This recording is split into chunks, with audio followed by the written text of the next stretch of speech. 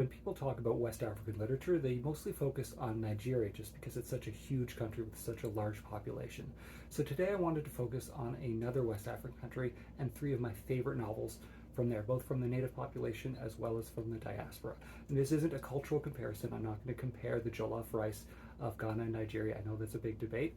I think this is just a celebration of West African literature and hopefully some authors that you might not have heard of, and you can celebrate and read their works. The first writer you may have heard of if you follow my YouTube and you've seen my video on my top reads of 2022.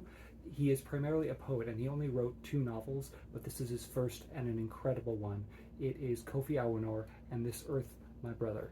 And what's amazing about it is in alternating chapters. So it goes from prose to this really jagged, raw poetry to explore post-colonial life in Ghana, some of the disappointments and a lot of satire of the colonial system, and a huge exploration of mythology as well. It's just a really wonderful experience of encapsulating yourself in the setting and the countryside and the culture in this beautiful language. We lost Awonor far too early in 2013, but please pick up this novel as well as his poetry to really just celebrate a brilliant life in letters. My second recommendation is also a post-colonial writer who deals with the disappointments of independence. He can be a bit hard to find, but luckily my wife got me his book for Christmas, and it is Aikwe Arma's The Beautiful Ones Are Not Yet Born, and it is a wonderful piece of prose, some of the most beautiful description of anything you've ever read, and actually it deals a lot with toilet humor as a metaphor for the corruption and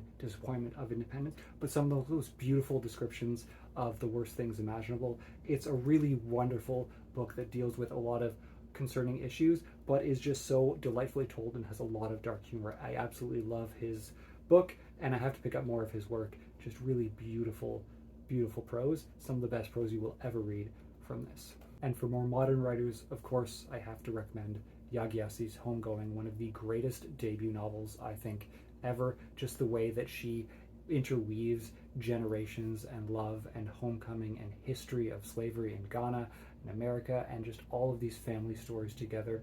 It is one of the greatest debut novels I think I've ever read.